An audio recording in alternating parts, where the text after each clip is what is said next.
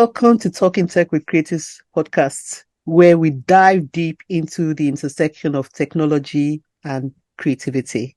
I'm Stella Oni. Join me as our renowned experts from the creative industry share their innovative journeys, great tips, and insights. As an author with a passion for food, culture, and tech, I've always believed in the transformative power of technology, especially for emerging economies in Africa.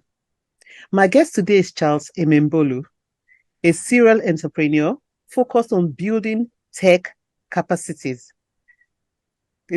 I can't wait to hear a lot more from Charles. So, Charles is the founder of Dexude. Is it Dexude? Dexit, correct. Yeah, Dexit, a technology training platform.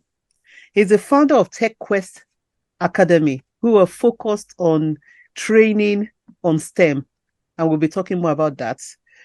And he's also the director of Innovation Support Network. So I found this quote on the platform on TechQuest that TechQuest had on the platform.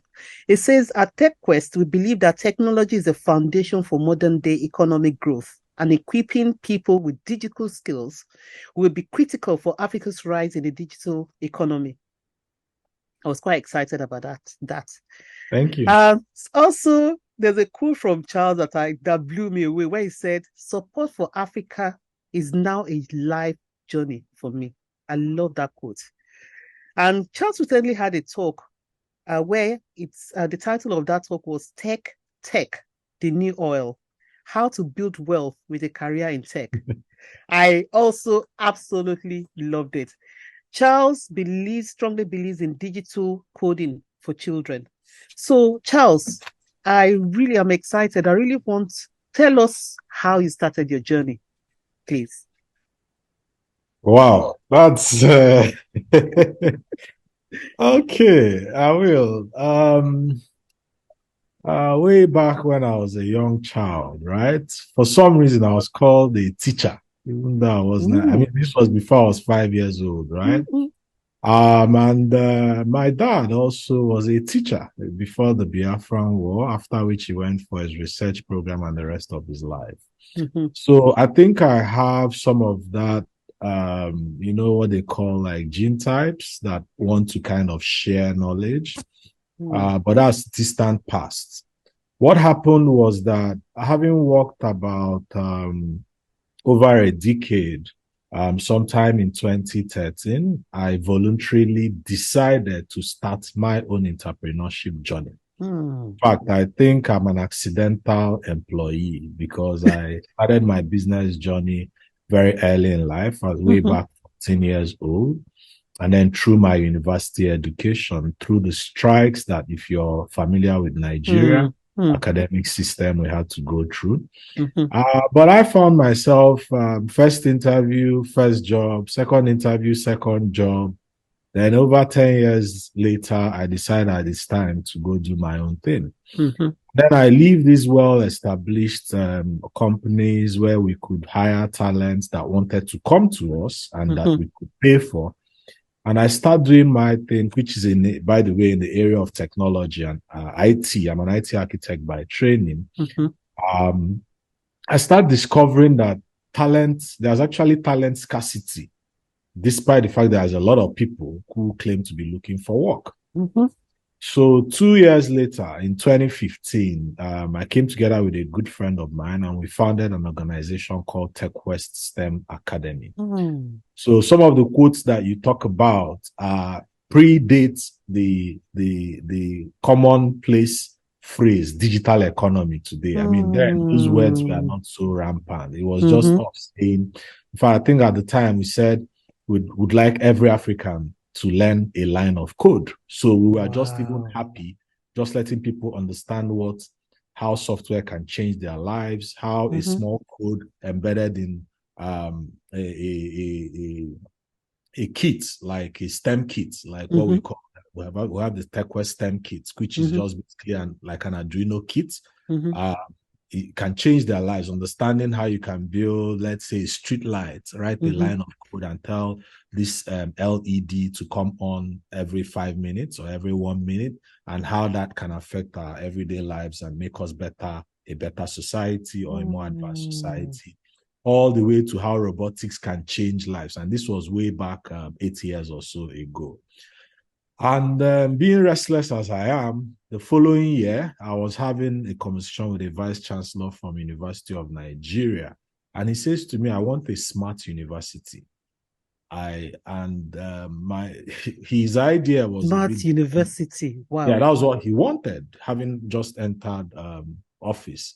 And his idea was good, but very high level. My idea was clear. And I said to him, I think that smartness comes from objectivity. So if people come to school and their objective is a certificate, then they can leave school with a certificate. But as far as I know, we still give paper certificates and they're not exactly smart. So what can create a smart university has to come in between our ears, right? So it means that for it to be smart, it needs to be digital if you're playing 2020s, right?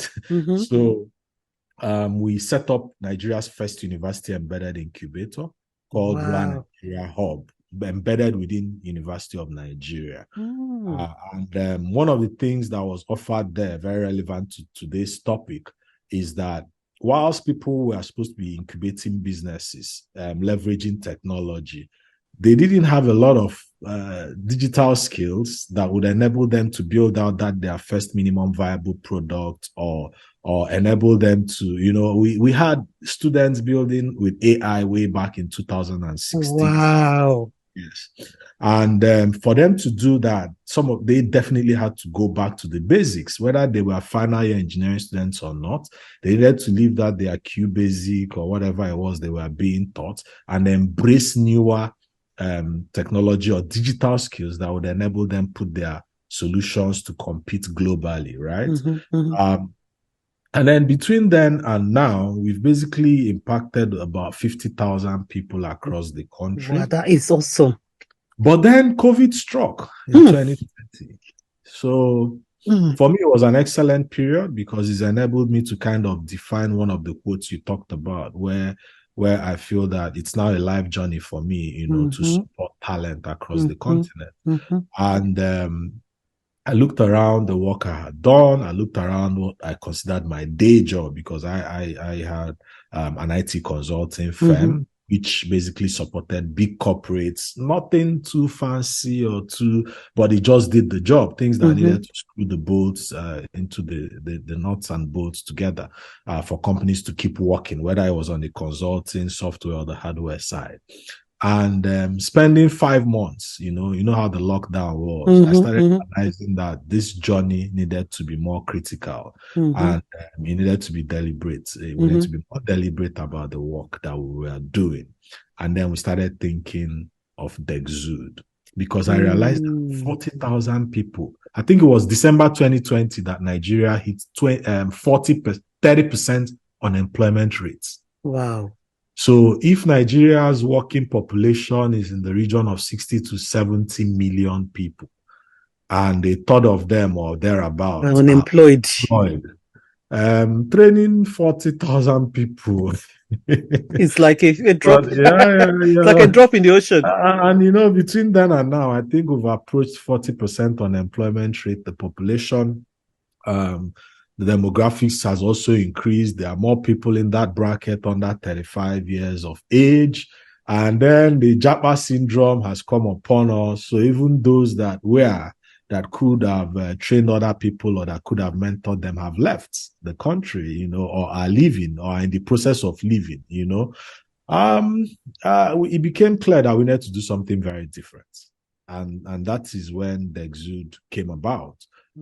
But it didn't only happen that I decided to do the Dexude. I also started looking at platforms that enabled scale and impact to reach the nooks and crannies of not just Nigeria, but the continent of Africa.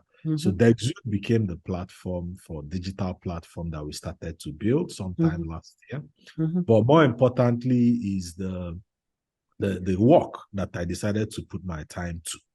So that was when I also last year early last year, I think, decided to, even though being a founding member of an organization like Innovation Support Network, I decided to run for office and get on the board and bring in the level of partnerships, visibility, and insights that would enable, which is currently 180 innovation hubs across 30 states of Nigeria to provide value to their ecosystems. Because the thing about organizations like ISN is that it's an ecosystem of ecosystems, right? So an organization like Rural Nigeria is a hub. Yeah. It is a member organization of ISN and is sitting there in Nsukka, University of Nigeria, within the campus. Rural Nigeria owns its own community of hundreds or tens or thousands of people. And it means that if you wanted to cascade any form of knowledge, access, project, activity across the country, then you wanted to do that in a platform or using a platform that is already organized and existing. And which is also why earlier this year we came together working with OB to set up Omniverse, which we are currently hosting February next year, which is bringing together ecosystems of ecosystems. For me personally, that journey is a journey of impact. It is a journey of dedication, and it's a journey of being very deliberate about what we need to do to expose, to empower, and to actually plug in African talent to deliver real value, not just to Africa, but to the world as a whole. Fantastic. So I'm just going to unpack a few things. First of all, let me just explain to the audience that Japa is a term for people leaving Nigeria to take on employment outside of Nigeria. So if you hear Japa syndrome, there's actually quite a lot of Nigerians, skilled Nigerians, leaving Nigeria to find jobs outside of the country. So that's what we call Japa. I want you should have run that as a quiz. I'll ask them, do you know what Japa is? And because this is a Talking Tech with Creatives, we know that not everybody is technologically minded, and you're learning as well here. So when you talk about MVP, because I know Charles mentioned MVP, MVP means minimum viable products, meaning that if you build something, the base level at which that thing can function is known as MVP. I hope have I explained it right? Well, so where it can function and then you can build on top of it. So that's MVP. I can't remember if there was anything else that basically enables you test your model. So you can test your model. Can build quickly, small, but enables you test what you think is a solution. And then you can build on top of that. So now you actually touched on my next question, because I'm going to ask more about ISN. Now, UNICEF, report has said clearly that Nigeria has the youngest demographic in the world. So we have 65 million Nigerians who are aged between 10 to 24 years old. How do you see Nigeria positioned within looking at this incredible figure? Because I know that what you're doing at the moment is crazy. It's incredible. So with 65 million young Nigerians, what do you envisage for the future? What are the strategies for these young people? I would say, I don't know. Usually people say double-edged sword. I don't know if there's anything as a multi-edged or hydra-edged sword, right? There are so many angles to it, right? The first one is that such a population is an excellent thing for a country, but if well managed, if well equipped and educated, and if properly channeled. The third thing I wanted to say on this is economy, the current state of Nigeria's economy. I think that in the last 6 months or less, the foreign exchange, and Nigeria, by the way, is a heavily import-dependent society. But it means that the foreign exchange matters a lot to even the common man who kind of consumes directly or indirectly foreign products. So I think foreign exchange has kind of trebled in the last 6 months from about 300 official rates to over 1,000. as we speak, maybe 1,200. So maybe even approaching 4 times the value that it was just earlier this year. It then means that and then unemployment rates have grown from 30% by December 2020 or so to maybe at least 40% by end or early this year. And maybe who knows what it is right now. I haven't checked, but maybe above 40, approaching 50%. And if you now add on underemployment, so these are people that are not fully employed or that probably are not earning as much as they should, you find that there's latent capacity approaching 50% of the figure that you just mentioned or more. It then means that if we do not find these people an immediate outlet for productivity and income, then we are also sitting on a time bomb. Wow. That sounds not too good, but if you flip it over and say, if we do, and empower these people to even earn, in fact, something as simple as $1,000 a month, the ripple effect in the lifestyle, in the possibility, in the economy, and the foreign direct inflow of foreign exchange to the country beyond the individuals. So I want us to see that whilst this can be impact driven, whilst this can be societal, it is also a potential business opportunity. So it's not one of those things we should look at from a point of handout. It's not it's not just charity. No. It is business. Empowerment. Because once you empower, it follows. Yes. Yes. Then flip it over to the other side. Let me also explain to you why it is business. For many countries of the world, I mean, I was in Europe late 2019 in a city called Lund in Sweden, which is an innovation city and has, I think, Scandinavia's largest innovation science park. And one of the panel sessions that got me thinking was talking about the crisis of talent, digital talent that had the right skills. And shortly after that, the Ukraine war broke out. And a lot of the talent in Europe is supplied, a lot of tech talent from Ukraine is supplied from Ukraine. And that created a lacuna right there. But that's not just that. Even in the US or North America and a lot of Europe, and even increasingly some parts of Asia where wages are rising, companies, corporates, government will be unable to achieve their objectives on time or within budget because they do not have access to the right talent.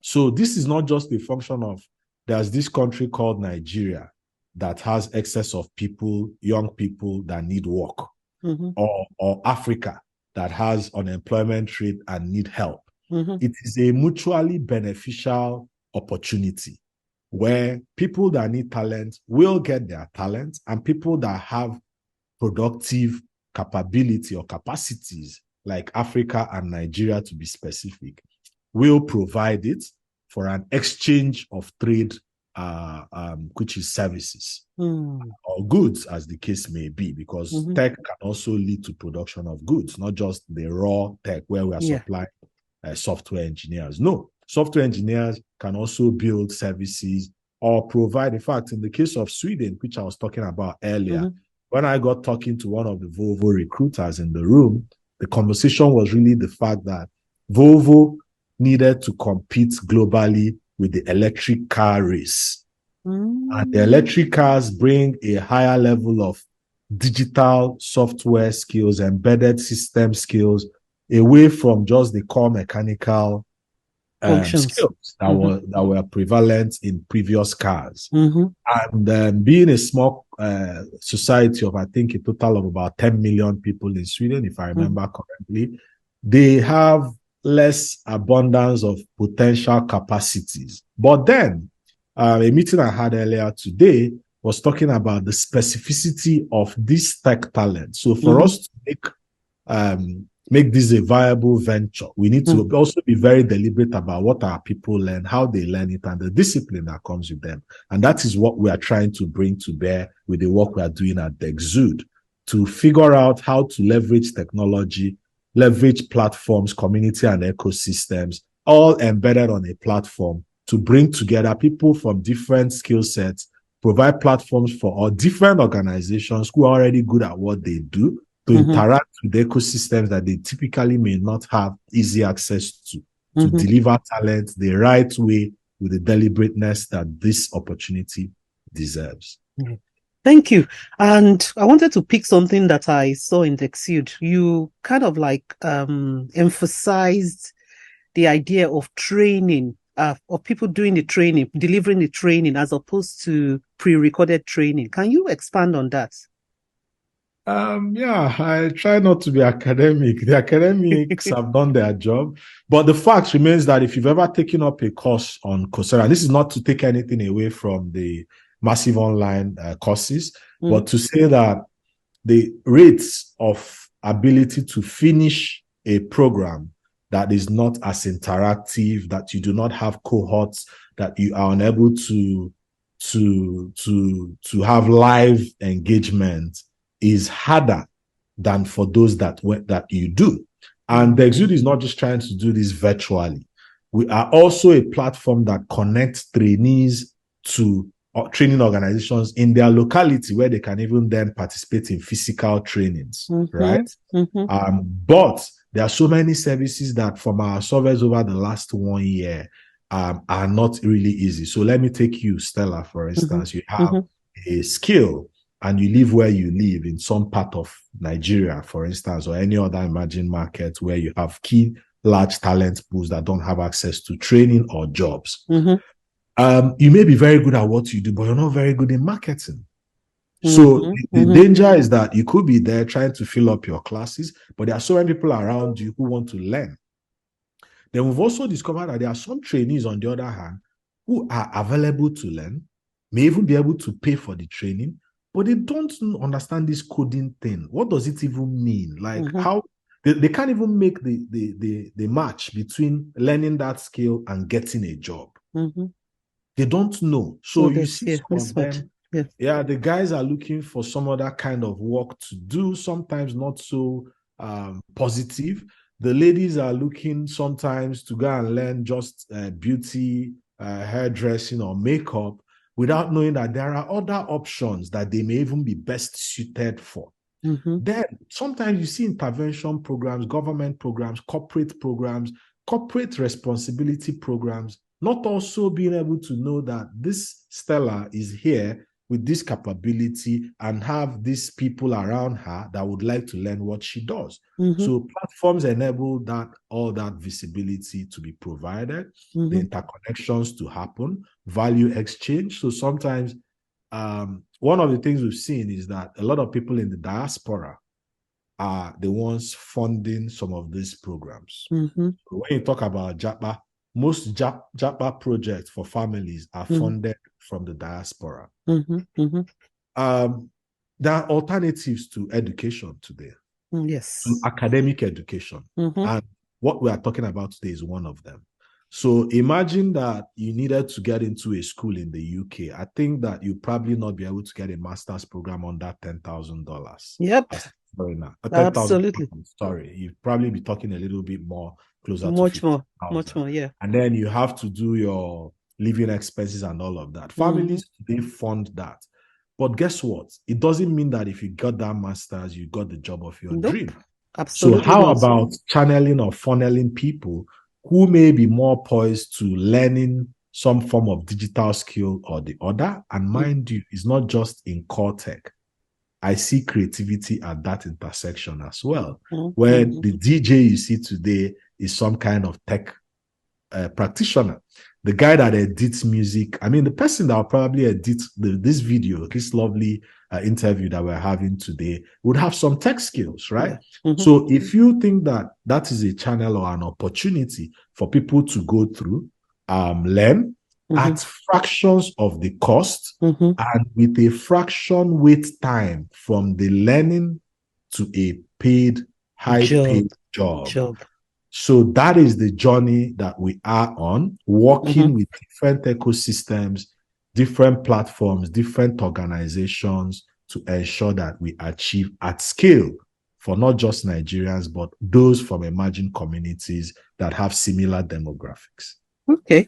And just kind of like teasing out something there, would you be leveraging AI at all in this journey? Of course. In fact, my current talk is basically all around that, and I would share with you a few insights. So there's a lot of people that have basic tech skills, entry-level tech skills. Sometimes they just stumble in on it. So they are not advanced systems that kind of guide you through. So imagine that if you wanted to be a medical doctor, by the time you're in secondary school, biology, physics, and chemistry become things that you are kind of guided to have before you become a doctor. Who guides you to become an AI engineer? Where and how? You know, I don't know if there's that such specialization rampant in universities. So you kind of find out the guy goes in to study something science related, stumbles in on it, then ends up becoming that. See where I'm coming from. But because of the large scale of the problem and the gap between reality and where our academic institutions are, someone has to bridge that gap. And because we are in the space of technology, AI to the rescue.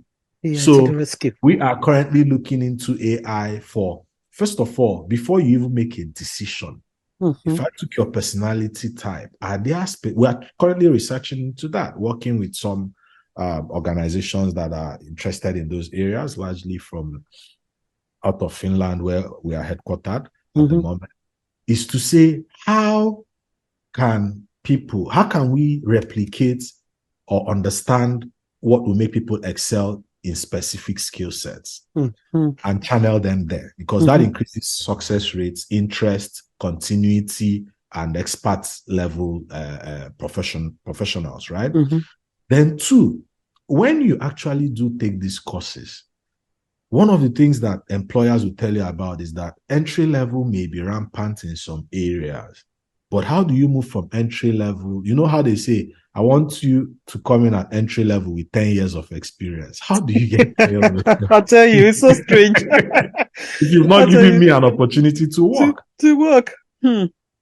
AI to the rescue again. We are currently trying to see how can AI participate and help us to simulate the work environment to the point where people that may not have had full-time work experience can come close to having acquired not just the technical competence that they may have studied in their boot camps or classes, but the method of delivery in a typical workplace, right? Fantastic, and even the culture. So that I know how to code does not mean I understand how to use project management tools, how I understand pressures, understand team manager versus engineer type relationships, understand the professionalism required to say I'm not 10 minutes late, the kind of thing.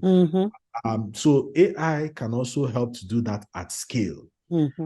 Because it can then simulate different user experiences based on the learnings and the data that you fed into it to see whether it can provide the level of experience that can prepare different people for different work environments. Fantastic. So those are currently some of the areas we are personally looking into, but I know there are many applications across this entire spectrum of digital skills, tech talent that different other people are working on so far. Fantastic. So just on the subject of AI as well, if you don't build your large language models, if you don't put your information in there, and we know about AI, we know about the bias, and we're talking about the ethics, how are you going to work your way around AI bias? Because if the right information is not put in, then it's going to give you a biased information. How do you work around that? Are you going to be building or partnering with people that will be building the models for you? Well, I think there's the micro and there's the macro, right? Mm-hmm. And I think the macro is quite important because I think a few weeks ago, I stumbled on a news that was talking about when you give a set of instructions to a large language, an AI tool, right? Say, show me a doctor helping someone, it typically would bring out a bias that shows the pardon my language, but the doctor, even when you said a doctor, a black doctor, for instance, it typically would show you a white doctor helping the black doctor, and so on and so forth. Yeah, it's there online. You can check it out. There's Check it out. studies around it. But why? I don't really think there's any reason to cry foul. It just means that we need to engage. It is garbage in, garbage out. Yeah. So if you are not building your models, if you're not simulating your environment, your culture, the way and manner in which you learn, because back here in Africa, people may learn slightly different from in Asia, for instance. Mm-hmm. If the Asians engage AI and build models around their culture, Mm-hmm. when you try to engage that tool, it's going to present it to you with an Asian bias. Mm-hmm. So it's time for us to see where we stand as an advantage and begin to move and engage the large language models, the tools, and fill them up with our own how we see things and how we our own data. And plugging in the data that we need. But more importantly, to your question on whether we will be engaging people to build, we will be building with some African engineers. Mm-hmm. But truth be told, there's a lot more knowledge in terms of methodology and approach that has been done outside the continent. Yeah. And we will be also engaging some of those knowledge and applying them as much as possible to the solutions that we are developing. And we'll be encouraging others to do the same as well. So that is how we are approaching this. Moving forward. We know that tech is evolving every day. Which technology do you see as the most disruptive at the moment?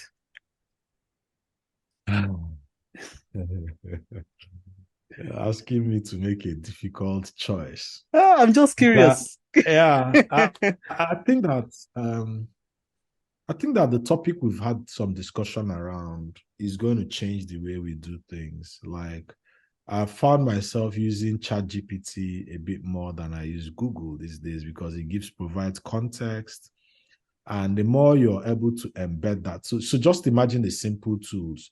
Today, as I type on my phone, it tries to email, like Outlook, tries to complete my sentences, right? Mm-hmm. Mm-hmm. It's life-changing because before it was text predicting, like basic words. Mm-hmm. Now it's completing whole sentences, but ChatGPT takes it to a whole new level. Like, it does. You can give it context for a particular country or law. Of course, it may issue its disclaimer somewhere at the bottom, but it does 50% of the work. Yeah. And the more you embed those kind of technologies in day-to-day engagements that we do, we've seen AI-assisted driving already all out there commercially available. I don't know what next. But I also know that blockchain as a technology is also revolutionary, right? It is, yes. Not just for its financial fintech or crypto side of things, but even around the contracts. Like, think of registry transactions. I'm talking about land registry transactions, especially in Nigeria, especially in Africa, especially in Nigeria, and the kind of value that it can unlock at so little cost. Mm-hmm. So that can be revolutionary depending on who is viewing and who is benefiting. So I would say I'll leave it at those two for now. There may be more, but if you plug in those two, you probably can make magic happen. Okay. And do you see the metaverse taking off in any way at all? I'm curious. It has taken off. I tested you there. I wanted to see Because It has taken everything. off. Technology is no longer waiting for anyone, right? No. So it has taken off. Metaverse is here to stay.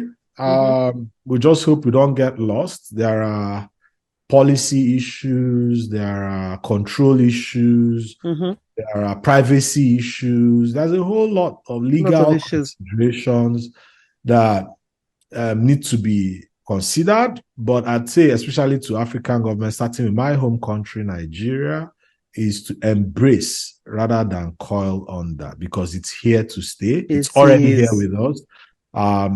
We need to embrace it, understand it, and make it work for us. And the only way to do that is to totally understand and begin to use it. Fantastic.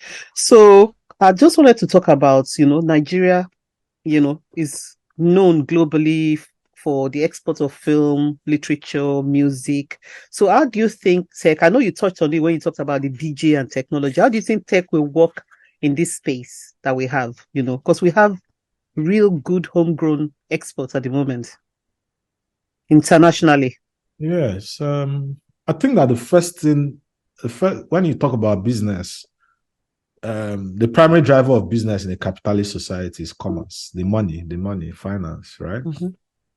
The first area it will impact when used properly is the finance.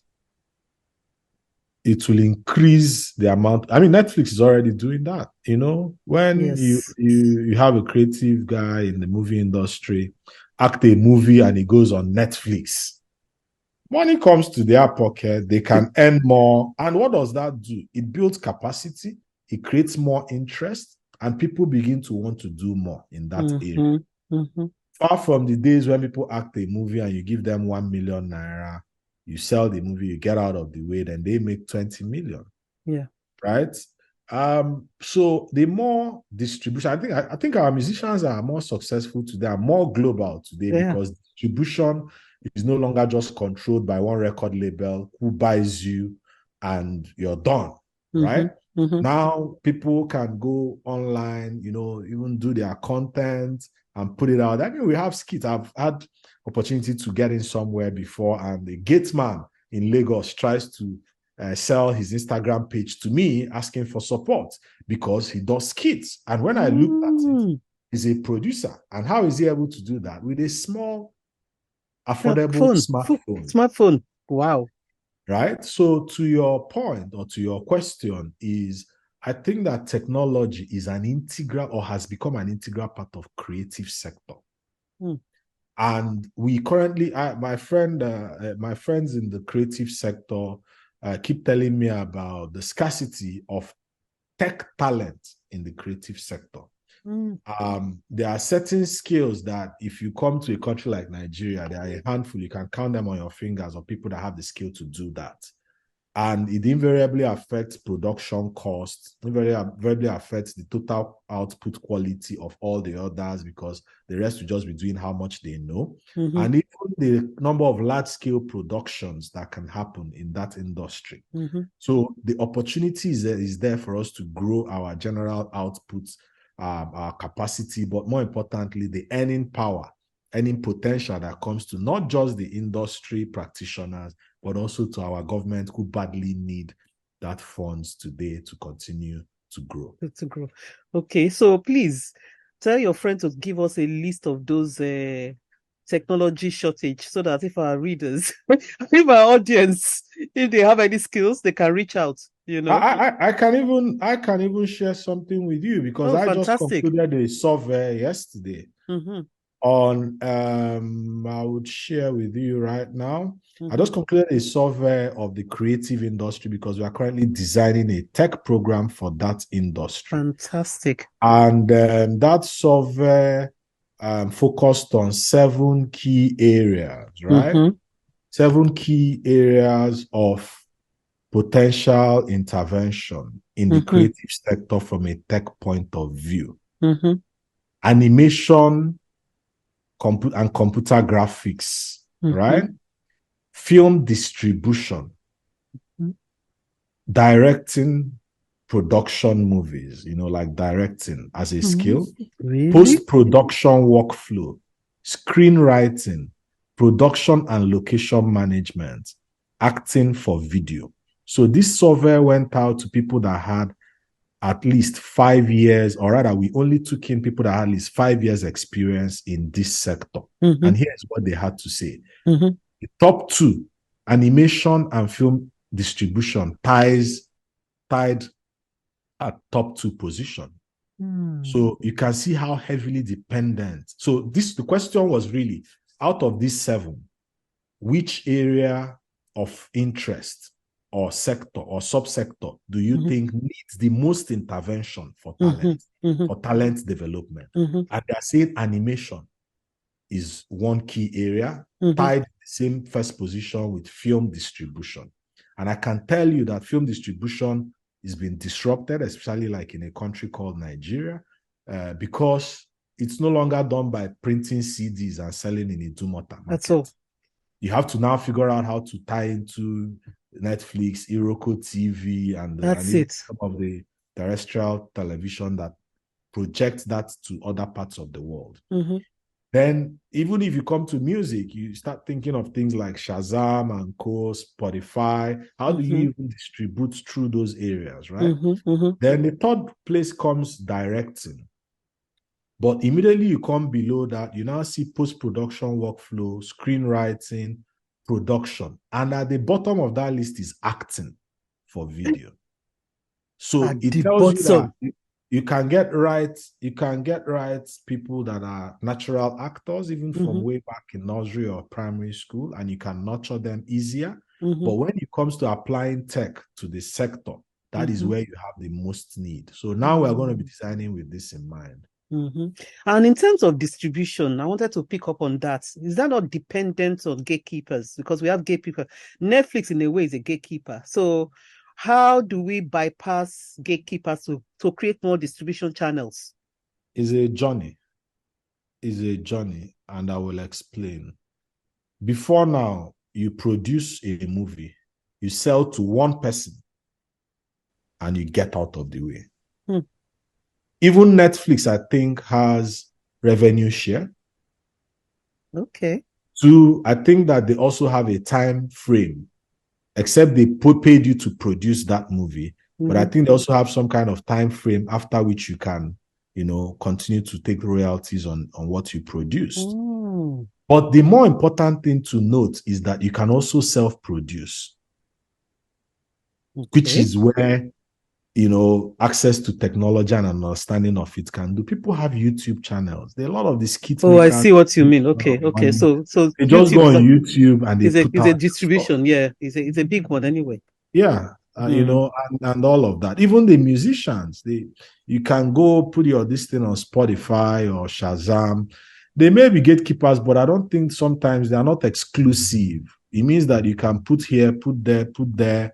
Even WhatsApp video, TikTok, people are blowing on TikTok. So what you're saying is that people have the chance to go on multiple channels. They do their production and they have choices now to go on multiple channels. And even though it can be, I know because some of the producers or some of the content creators on YouTube, some of them complain that, you have to have a certain, number of followings and viewership, to start earning money. But it's still a drip. So if you had multiple channels, that's multiple stream of income. Yeah. The main thing is you can aspire to it. If you work hard, you will get there. If you get there, you will take the prize. So before that prize goes to somebody else. Yes. That's the difference. So it's a step in the right direction. I know that even for creatives who do visual arts and stuff like that, the blockchain we talked about is beginning to give them different kinds of rights where different people can own a body of work. And then the metaverse you talked about is providing opportunity for people to have exhibitions that can be viewed from different parts of the world. There's just a whole lot of things you can do. It's incredible. It's like the technology is just blowing up in a way that is it's going too fast anyway. It's going fast. So for someone like myself, I just pace myself and I look here and I look there and just to understand it and to bring it to the audience.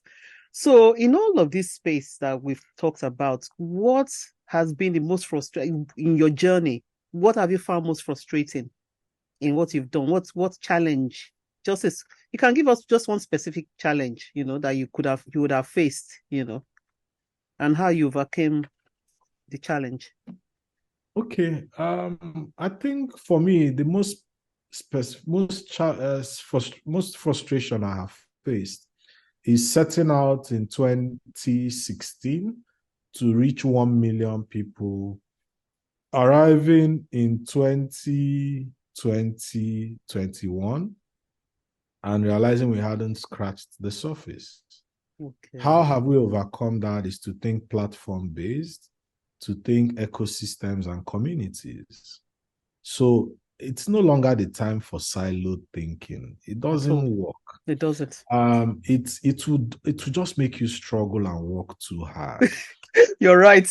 Yeah. So collaboration, communities, ecosystem engagement, leveraging platforms are a solution for just about any problem. Look at Amazon today, one of the best companies in the world.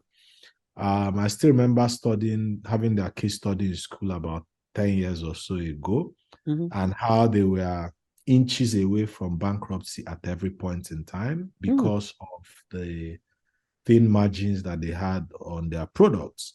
But leveraging technology and platforms, you see where they are today. Oh my God. So, and it means that they started by selling books, if you remember. Yeah. And they suddenly realized that they can actually provide a platform for you to run your own business. They can sell anything. Put a human there. Amazon will sell it.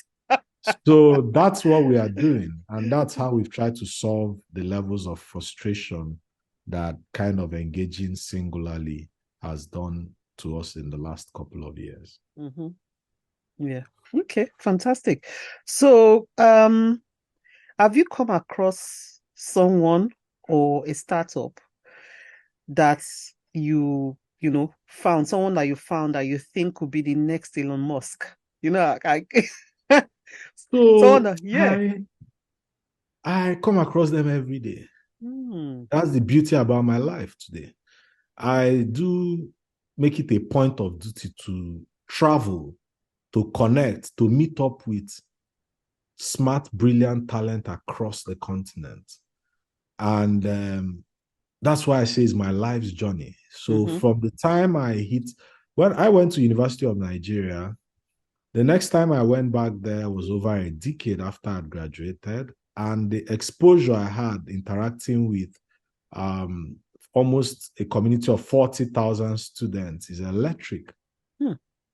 And now, with the work I do in the ecosystem and for the business that I run and manage, I meet them every blessed day. In fact, just yesterday, one of the startup founders that we judged working under a project called Tech My Bees mid this year, I think about July or August, won the award at the GITEX program in Dubai. And I was elated and proud. So even in just that program where we selected the top startups, right? There are so many potential Elon Musks. The difference is that for them to move from that point to becoming Elon Musk, there are so many barriers. You can say Some that of the again. barriers are access to affordable talent. Can they afford it? Basic money funding that enables them move from point A to point B. The general outlook and feeling of despair that is sometimes with the young people, and rightfully so, that leads to things like the Japa syndrome, even for some of the brightest, sharpest people, which moves them from a point where they're already building to a point where they move back into survival mode, and maybe several years down the line to be able to survive and acclimatize to their new country or new environment. They can lose that fire or life. It takes a lot of time. Yeah. So being able to put all that together, clear that problem out of the way. I'm hopeful about some of the work happening in Nigeria today and even across the continent with ecosystems like AfriLabs, bringing together 50 African countries and policies or acts like the AFCFTA, where they're looking at creating removing most of the boundaries for commerce and trade to happen, things that we need to reinforce, things that we need to push forward, to programs like the Omniverse, which deliberately brings together ecosystems and makes available level playing field for sectors to collaborate and talk to each other and bring about the value, are some of the things I think that can bring lasting value and create more Elon Musks in Nigeria. We have some of them already. We have GB from Flutterwave. We have from Paystack and Co. So there are role models across the continent to also take on. Yeah. Okay. Sorry, can you tell us more about the Omniverse? I know you've mentioned it twice. So the Omniverse is a program, is a collaboration that is going to bring together sectors that tech is in the middle somewhere, but that's not what it's about.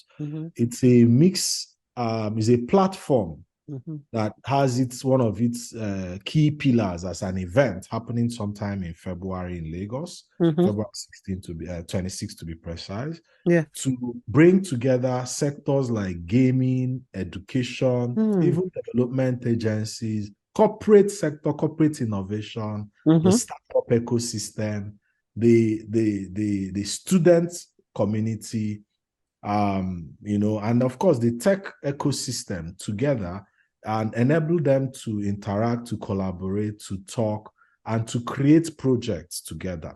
At the Omniverse, we're going to what we're going to call the Dorime moments, where we're going to be having those kind of positive collaborations announced and celebrated. But the important thing to note is that the Omniverse is an ecosystem of ecosystems. No more time for siloed thinking, no more time for siloed growth. Every growth affects all of us. The banks today in Nigeria are suffering because they don't have tech talents to continue building. Yeah. The more the dollar exchange rate rises, it's harder also for them to buy foreign software or foreign talent. So everybody has to come back home, look inwards, and solve this problem. And that's what the Omniverse is about. Okay. So in terms of outcome, how are you going to analyze your outcome? How would good be? What is good going to be with the Omniverse when you've done it? What would good look like? The first thing is when we begin to see those collaborative projects that transcend sectors that typically don't talk to each other. So imagine that today, if I call a DJ and ask him, what are you? He's going to label himself as a creative or a DJ. But he also needs to understand that he's not just a DJ, he's also a tech professional, because he uses tech to practice or to perform his music and so, but the more of those kind of collaborations at the ecosystem level that are established, that is the successful metrics for us. So imagine where we figure out how to produce CGI animation professionals for the movie industry, at scale.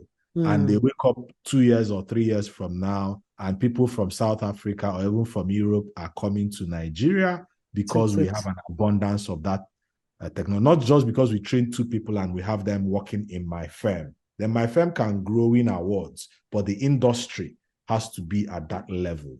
So once we have those kind of cross-sector, or the corporates finding the talent that they need, because we fostered the kind of collaboration that enables ISN, for instance, offer them a corporate innovation platform. If you go to California, San Francisco, for instance, and you engage them for corporate innovation, you lose some of the bias that we have that is local to our environment. But if that happens with a mix of what you may consider a more advanced ecosystem, the local ecosystem, and the corporate who needs it as an off-taker or as a funder, that kind of outcome that impacts an industry or two is what we look at as a success. Yeah. And in fact, it actually kind of like it's what this podcast is about, because it's talking tech with creatives. This is like, you put all of these people together, these communities together, and imagine the number of creativity, what will come out of it in terms of text, in terms of it's incredible. I'll be very interested in the outcome when you've had that. So I want to. So We're I say, kind of. well, I say to you, welcome to the Omniverse. You're in there already. You just I'm don't the know. omnibus. Yay! So, what advice do you give of young up and coming creatives? Hmm.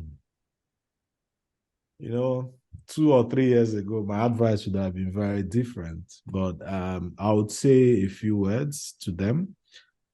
First of all, is remain inspired.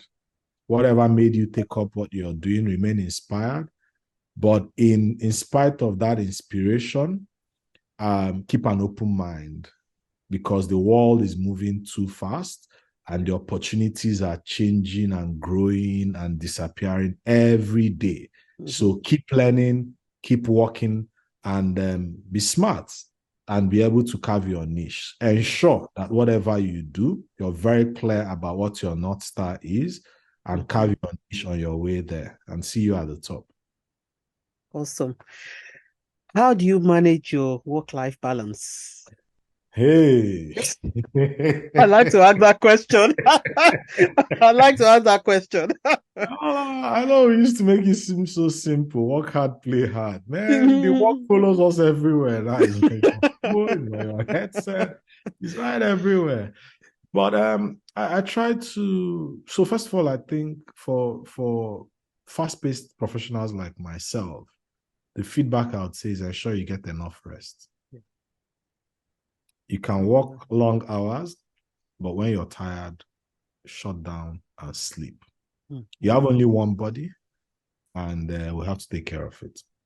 Awesome. So that's one thing I play. I wouldn't say, and then try to keep fit, especially if you're heading to 40 or above, right? So I do quite a lot of walking these days. I used to swim a lot. Sometimes I don't find the time, especially if I'm traveling.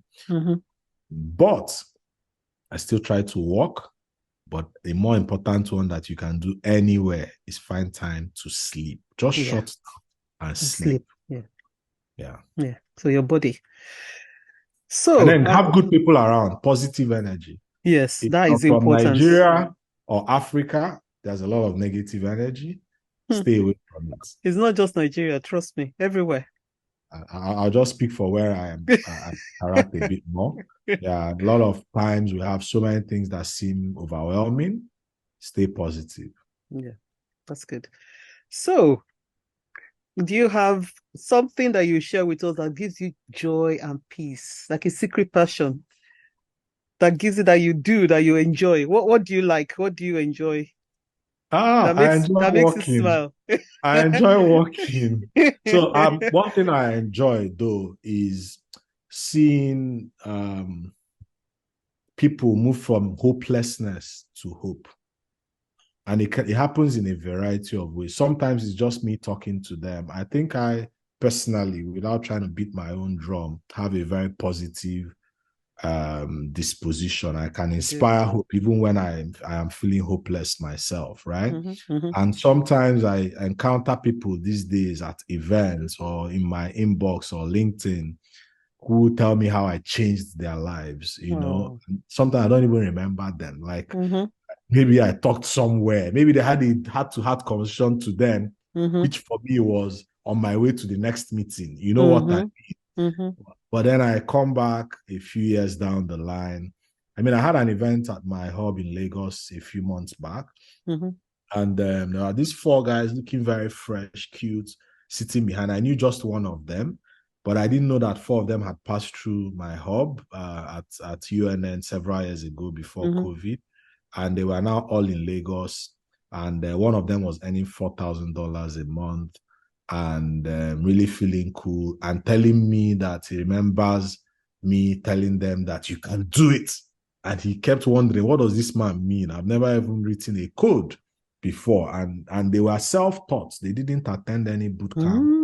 Some that knew taught the others a little bit, and they came together, studied, learned online. And today they earn money, they have nice apartments. They are typically some of the people you may even call 419 if you don't know. And until you talk to them, you will understand the quality of work that they do. And I'm happy to say that one of them is currently working with us on a project that we were actually considering for somebody that I would have presumed should be more senior, but he's senior in his capability. Yeah. So it's gone from fraud and crime to the other way. Quality. Pathways. It's about choices. So if it's you provide about choices, opportunity, then they can make other choices. Fantastic. You know something? I know I was going to ask you about ISN just in case people are interested in it. Just give us a little more explanation about the hubs and how it works, in case people are interested. Okay. Innovation hubs are basically typically locations, sometimes virtual, but in Nigeria, we're still very heavily dependent on the physical ones that enable businesses to be nurtured, to grow, and to succeed. And there are so many things around that. Sometimes it could just be the office space, which is co-working space that provides light, power, and internet, right?